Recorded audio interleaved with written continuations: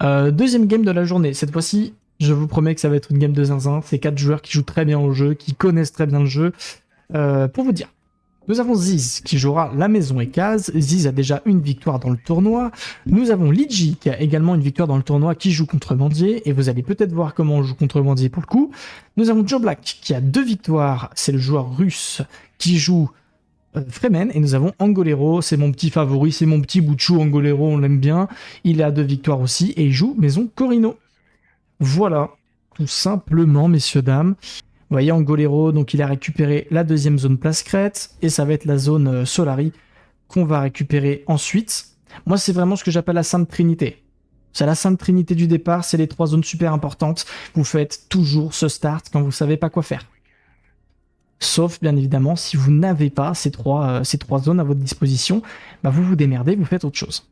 Je pense qu'on va aller chercher voilà, la zone d'épices juste en bas, puisque Contrebandier a un bonus qui est extrêmement puissant comparé aux autres factions, qui est que vous n'avez aucun malus d'autorité sur les zones qui sont loin de votre base principale.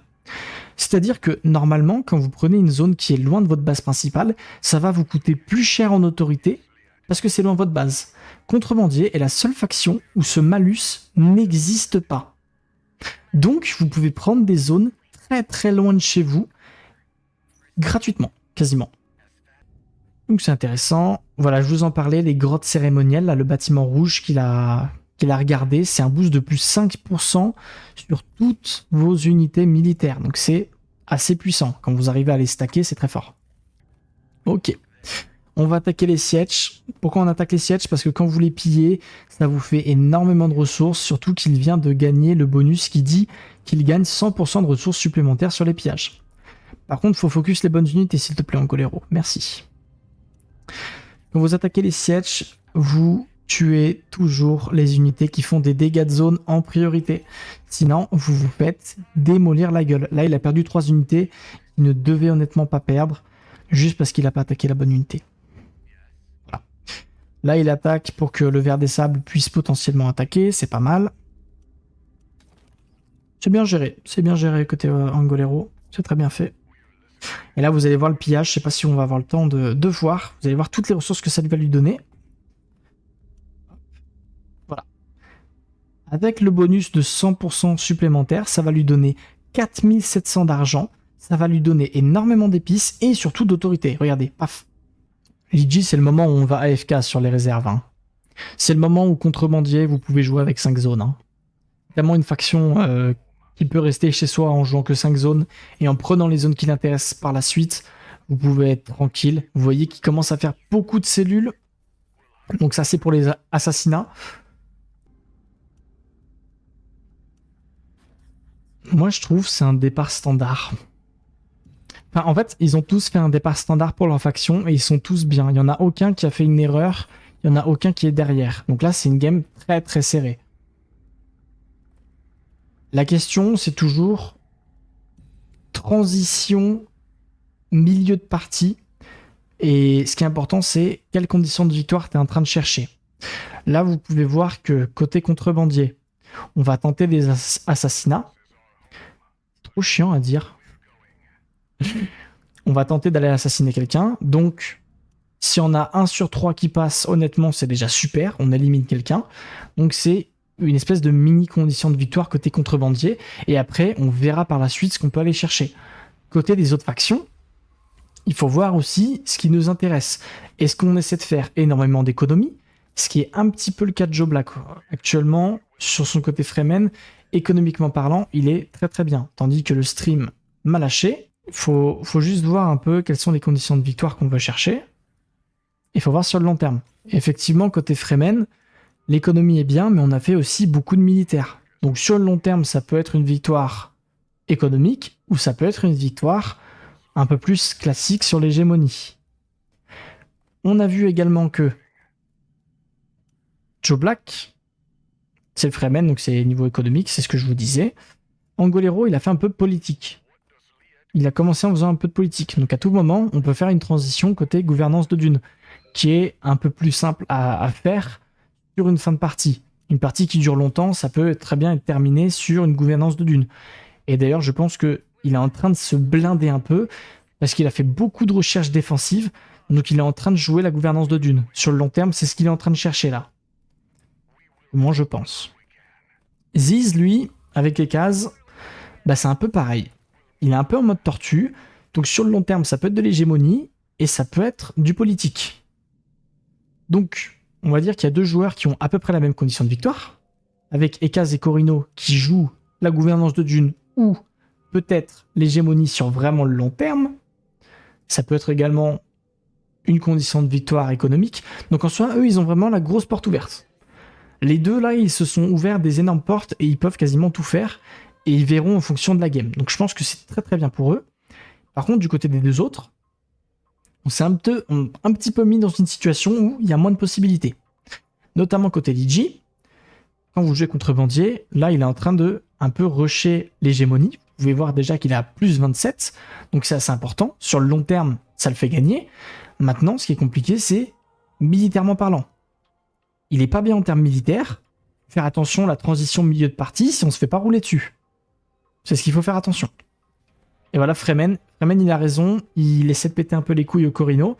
Parce qu'il est en train de voir que Corino fait une tortue. Donc se défend et est en train de se mettre de manière très très défensive. Donc on sait que il faut commencer à emmerder Corino. Sinon, on va arriver dans une situation où on ne pourra plus le toucher.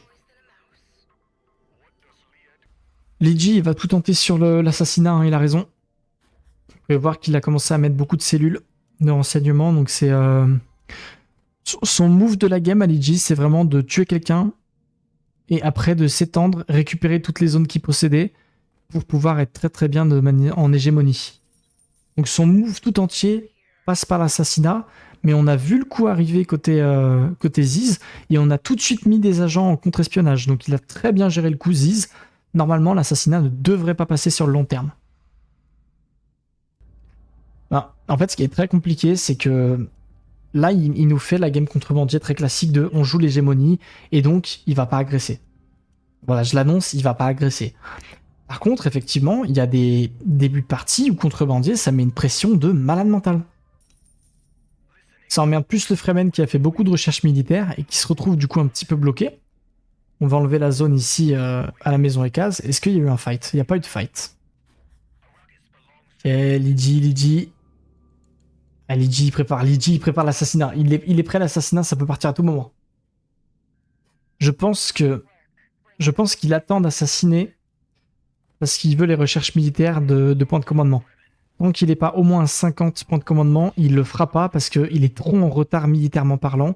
Donc s'il lance un assassinat, que ça foire, il se fait démolir. Donc il le sait très bien, il continue ses pillages tranquilles, et il va attendre d'être mieux en termes militaires avant de balancer un assassinat. Si vous vous demandez pourquoi il attend, cherchez pas plus loin. Hein. Ok, on tente d'enlever les villes, on tente d'enlever un peu de production, de ralentir. Premier gros fight de la game, c'est parti. Alors attention, faut bien focus les ravageurs, c'est très bien fait, parce que c'est les unités qui font des dégâts de zone côté Fremen, faut bien les fumer. Grosse fight, attention, les focus, il faut focus le héros, c'est très important. Ok, nickel. Ok, premier vers des sables, on va reculer. La zone centrale, attention à pas se faire wipe des unités.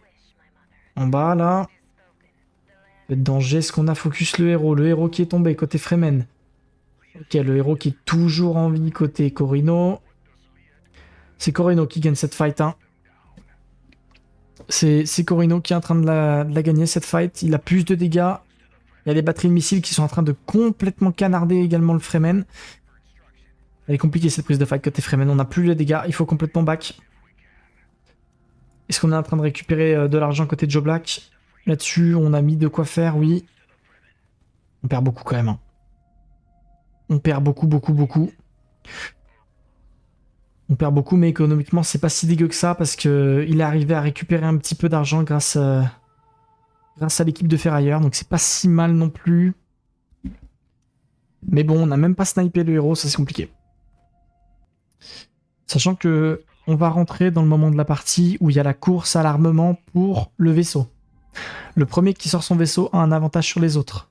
Et vu la vitesse à laquelle ça va, c'est Corino qui pose son vaisseau en premier. On est à 61, mais c'est pas très important. On a 44 côté contrebandier, ça c'est un peu une catastrophe. Je vous le cache pas. Et côté Ziz, ah c'est peut-être Ziz, ah non c'est Ziz qui va poser son vaisseau en premier en fait. Ok, donc c'est Maison Ekaz et Maison Corino qui vont poser leur vaisseau en premier. Moi je vous jure, ça m'emmerde. Hein. Ça m'emmerde de fou les mecs qui ne font pas assez de connaissances. Là, il est stock à 13 de connaissances. Vu la game qui tente de faire, il faudrait qu'il soit à 20 de connaissances. Il faudrait qu'il aille beaucoup plus vite. Parce que là, du coup, son assassinat est en retard. Du coup, sa progression sur la carte est en retard. Donc, ça va parce qu'il n'est pas non plus catastrophique en hégémonie. Il est déjà à 15k. C'est pas mal du tout. Mais il pourrait déjà être à 19k s'il avait mieux géré son côté connaissance, quoi. Là, il est bloqué pendant 10-15 minutes, le temps d'avoir les connaissances requises pour pouvoir faire son move. Donc il est vraiment en retard. Pour le moment, ça se voit pas trop. Et les adversaires ne l'ont pas remarqué. Donc ça va pour lui. Mais s'il se fait agresser maintenant, il se fait démolir. Alors en fait, actuellement, le mieux dans la game, c'est Maison Ekaz. C'est celui qui a le plus d'hégémonie, c'est celui qui en produit le plus, c'est celui qui a la meilleure armée. Bref, c'est celui qui est mieux partout. Il a le plus d'économie, il a la meilleure armée, il a le plus de recherche, il a le plus d'hégémonie, il a le plus de thunes. Bref, il est trop bien, il est trop bien dans la game. Donc, ils sont en mode, il faut qu'on le bute. Sauf que, il a été intelligent, Ziz. Il a mis des mecs en contre-espionnage. Donc, s'il y a une tentative d'assassinat, la tentative ne passera pas. Et les mecs sont au courant. Donc ils ont dit, ok, il peut en contrer une. Par contre, il peut pas en contrer deux. Donc, ils vont balancer en même temps, ils vont s'accorder, ils vont balancer en même temps une tentative d'assassinat et ils vont attaquer en même temps. Voilà ce qui va se passer. Il va se prendre double tentative d'assassinat dans la gueule et il va se prendre attaque de Fremen par le sud et il va se prendre attaque de contrebandier par le sud. On est toujours sur la même solution. On attend simplement que Liji termine les recherches militaires. À la seconde où les recherches militaires sont finies et que Liji a l'armée pour, avec le vaisseau qui est en train d'arriver, ça part. Il y a eu un cancel de plan. Aïe aïe aïe aïe aïe. Il y a eu une trahison, messieurs dames. Il y a eu une trahison. Le Fremen a trahi contrebandier. Il y a eu une grosse... Il y a eu un retournement de veste. Il y a eu un retournement de veste de zinzin. Il a cancel la tentative d'assassinat. Donc là, actuellement, le plan est mort. Il n'y a plus de plan. Ah, c'est compliqué. C'est compliqué, messieurs, dames, parce que tout le monde a sorti son vaisseau. On est dans une situation très compliquée où c'est une course contre la montre pour savoir qui gagne en premier. Mais comme il a cancel l'assassinat qu'il possédait, bah il s'est mis dans la merde. Pourquoi il l'a cancel? Aïe, aïe, aïe, aïe. On sait pas ce qui s'est passé. Il y a eu un move là côté Fremen. Je vous dis, ça s'est mal passé. J'ai fait le mec qui y croyait pas, mais bah, j'y crois plus en fait. Hein, parce que je pense qu'il perd sa game sur le fait de... Il n'avait pas assez de connaissances, il a pris trop de retard en connaissances. Donc il est arrivé au stade où il ne peut plus affronter la maison Corino en termes militaires, et du coup il va perdre sa zone qui était importante sur le bas de la carte. Donc c'est pas dramatique non plus, mais il perd une zone qui était pour lui importante. C'était une zone d'épices, hein, je rappelle. Donc c'est une zone très importante que Corino peut récupérer. C'est ce qu'il est en train de faire. Donc on est dans une situation où Corino se met très très bien, toujours très défensivement, donc personne ne peut vraiment l'attaquer parce qu'il se fait démolir la gueule. Donc... Mais donc voilà en fait. Hein. Ok, Fremen. Fremen pour le malus d'autorité, c'est pas mal. Si le malus d'autorité passe, ça coupe complètement la condition de victoire hégémonique du Fremen. Hein. Et ça va le forcer à aller chercher une gouvernance de dune. Hein. C'est pas si mal. Ils sont tous en train de mettre Fremen. Hein. Ils veulent tous stopper le Fremen, c'est bien joué. Moi je pense que ça se termine à la gouvernance de dune. Hein. Je vous le dis, Angolero, il va péter un câble, il va balancer une gouvernance de dune. Assassinat qui est parti, messieurs, dames. C'est parti, messieurs, dames. La fin de partie est enclenchée. Assassinat est parti. Ok, ça lance le call. Angolero qui va attaquer avec la maison Corino. Ils vont tout mettre sur Ekaz. Ouais. Pour moi, Fremen était plus un problème que Ekaz, mais pourquoi pas. Liji, je suis pas sûr du move là. Hein. Liji a call que l'assassinat passait alors qu'il y avait vraiment 3 agents au contre-espionnage. Hein. Voilà, donc hâte de voir qu'à 20% de l'assassinat, il sera découvert. On va rester sur 10, vous allez voir, ça va aller très vite. Moi, j'ai toujours dit, une tentative d'assassinat, elle passe si elle est découverte à peu près 50%. Si t'es passé les 50% et que tu viens de découvrir l'assassinat, ça peut passer. En dessous des 50%, elle passera jamais. Freeman, ça peut aller vite. Et Ziz, voilà. Voilà, Ziz qui vient de trouver l'assassinat à 25%. Donc il va cancel, il va faire des cellules de renseignement et l'assassinat sera cancel. Voilà. Il passera jamais cet assassinat. Ok.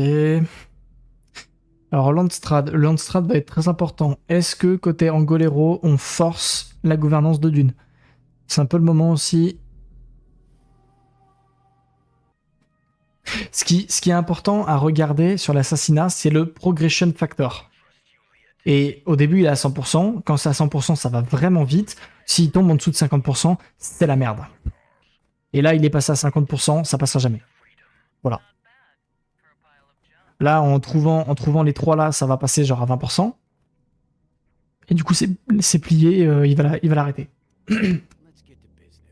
Le Chum, il était à 30% la dernière fois qu'on a vu. La victoire du Chum, honnêtement, elle est quasi impossible. Regardez. Attends, mais il a relancé 80%. Qu'est-ce qui se passe? C'est une folie. Oh mon dieu. Non, mais je peux pas y croire, ça peut pas passer. Je refuse. 72%. Non, mais en vrai, c'est une folie. Parce que. Non, mais alors, attends. Il a combien d'autorité? Oh, ok. Messieurs, dames, si l'assassinat il passe, j'y arrive toujours pas avec ce putain de mot. Si l'assassinat passe, Liji gagne la game. En soi, il a 2 zones à récupérer, mais ça le monte à 26 d'hégémonie, ça le fait pas gagner instantanément. Hein. Et il y a le Fremen qui va le saouler. Je pense que c'est la strat, c'est récupérer les 2 zones, mais c'est compliqué. Hein. Ça le fait pas gagner de suite. Hein. Ça me fait très bizarre de vous dire ça, mais celui qui est le mieux pour gagner cette partie, c'est Liji. Hein. Ils font trop durer la game, les autres. Hein. Qu'est-ce qui s'est passé côté Ongolero? Pourquoi on a plus POV, messieurs, dames? Attends, mais comment tu peux te faire autant wipe ton armée? Il s'est passé quoi? On n'a pas vu la fight. Moi, je voulais voir la fight. Il y a une fight dans la game, on l'a pas vue. C'est bon. Chier. Je suis trop deg. Je vais voir côté Ziz, on en est où? Après, on a une bonne reprod, donc c'est pas ça qui le met au fond dans la game, mais c'est pas ça qui le fait gagner non plus. Hein. C'est Liji qui est le mieux, messieurs, dames. Hein. C'est Liji qui va le plus vite. Il a toujours 2 zones à récupérer juste à côté de chez lui. Hein. Côté de Joe Black, on est en train d'agir. Il faut récupérer... Ah, ça c'est bien joué, voilà. C'est ce que j'allais dire. Il faut récupérer la fosse polaire et la zone spéciale juste à côté.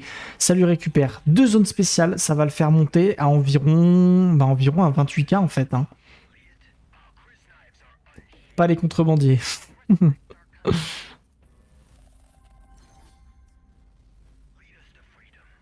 Par contre, on n'a pas l'autorité. C'est un peu le problème. On est stuck en autorité côté Fremen. On n'a pas de quoi faire. Hein. Il n'y a plus d'eau chez les cases. Tu t'en fous de l'eau. C'est pas de problème. Il y avoir un case. Ok, c'est un problème. J'ai rien dit. C'est un problème. Je pensais qu'il... Ouais, bon, c'est la merde. Ah ouais, mais il s'est fait... Oh, Angolero. Le pétage de câble. Non. Sur la reprod. Il est obligé de tout vendre pour faire des mercenaires. Ça passe jamais. S'il passe, je vous jure que ça passe jamais.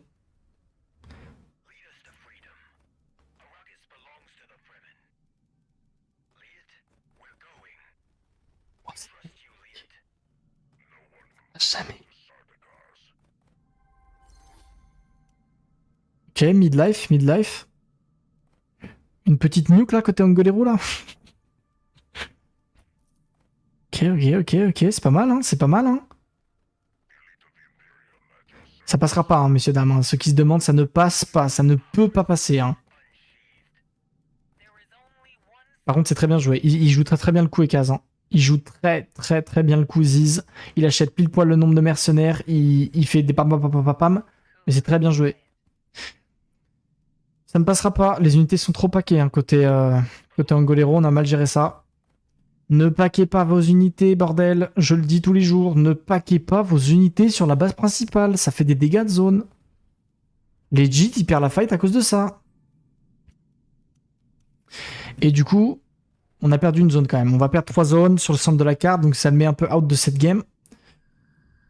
C'est Joe Black qui a pris le lead. Belle défense. C'est une très belle défense, mais c'est aussi prise de fight compliquée. Prise de fight compliquée parce qu'il faut gérer le focus. Faut gérer le focus de la base principale. Tous les jours, je le dis, tous les jours, monsieur. Alors, mercenaire contre Fremen. Alors, bah, c'est pareil. C'est pareil, attention aux unités qui font des dégâts de zone. Hein. Les ravageurs, c'est compliqué. Le vaisseau, il fait des dégâts de zone. Arrêtez de paquer vos unités, je vais hurler. Quand vous tapez, que ce soit une base principale, que ce soit des batteries de missiles, que ce soit des unités qui font des dégâts de zone, ne paquez pas vos unités. Vous vous faites massacrer. Là, il avait 5 mercenaires collés et elles se sont fait tuer en même temps. Regardez, il se fait déchirer. Alors, oui, c'est parce qu'il n'a pas la bonne armée pour pouvoir contrer, on est d'accord, mais c'est aussi, si tu ne micro-gères pas tes unités, les fights sont ingagnables. C'est compliqué. Bon, là, il est vraiment dans la merde, et c'est Fremen qui gagne la game, messieurs dames. C'est Fremen qui gagne dans la merde parce qu'il est obligé de vendre ses actions chum pour faire des mercenaires, il n'a pas de quoi tenir, il est dans la merde. Fremen va gagner sur le temps, à moins que peut-être Ligi chope une zone, non? Il n'y a pas d'autorité. Est-ce qu'on a de quoi voler la game?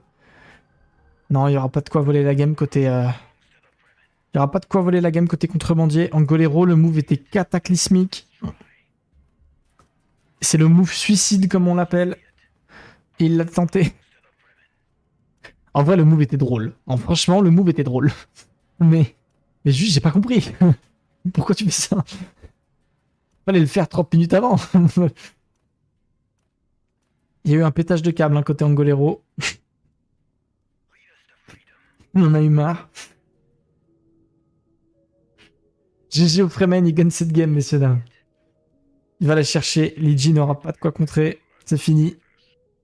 C'est un peu tard pour faire ça. GG. GG. Victoire.